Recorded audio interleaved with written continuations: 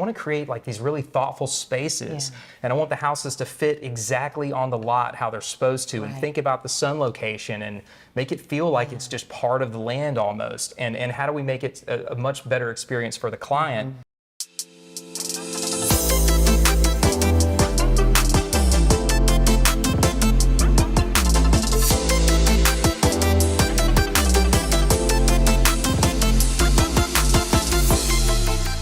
You know, we go through a lot of different markets. I've been doing this since 2000. Right. And we've gone through contractions. We've gone through that recession. And it is funny to see the people who are nimble and have the ability to pivot. Yes. And when you're a single man shop working out of your house, you can still create, right? You're not worried about restructuring a business. You're not worried about going bankrupt. Right. You're just out there trying to do the next deal. Yes. And there's a little hustle to that.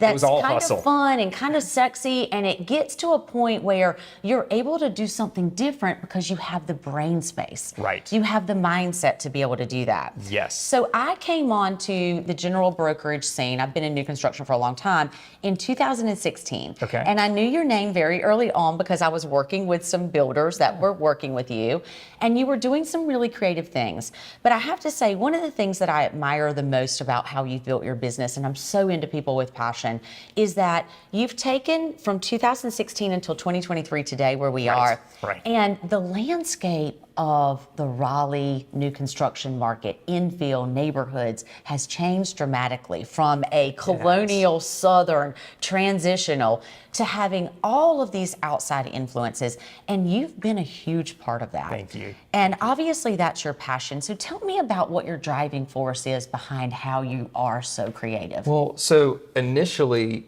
Raleigh and what we were doing at the time was more of like production, even the custom stuff, a little bit more like turn and burn, fast, get it done, spit it out. And we were all about that, and that was a great way to make money. But I started to get like a much more, or have much more passion for architecture, and just like I want to create like these really thoughtful spaces, and I want the houses to fit exactly on the lot how they're supposed to, and think about the sun location and make it feel like it's just part of the land almost. And how do we make it a much better experience for the client when they live in the home, and make it part of them, right? And just make it thoughtful. And to do that, we had to push the envelope a little bit. We had to go beyond what the builders were willing to do here, which is very, very hard to do, to break the mold. It's hard to tell a stubborn person what they should do, right?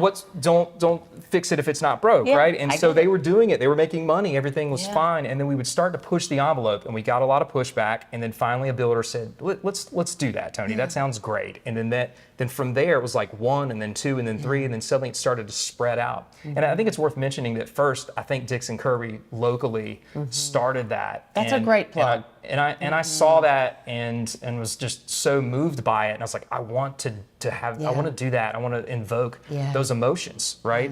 So they started it, and I feel like I had a lot of builders under my belt at the time. And once we built up that momentum, it started to grow, and we're doing like a lot of really cool, thoughtful architecture and I feel like we've gotten a lot better even since then, but it's sort of like getting our feet wet and growing, and it started to spread out. And it's really cool now, because now you see a little bit of a movement, and I like to think we're part of it in some way. You are, absolutely. And what the movement is too is, you know, having the ability to go into an infill space like an Inside the Beltline or North Hills or Northridge Country Club, and being able to have an influence to change that landscape where every house is not the same is really imperative, because really people want to drive down the street and they want to look at a home and feel like it's been there for a long period of time.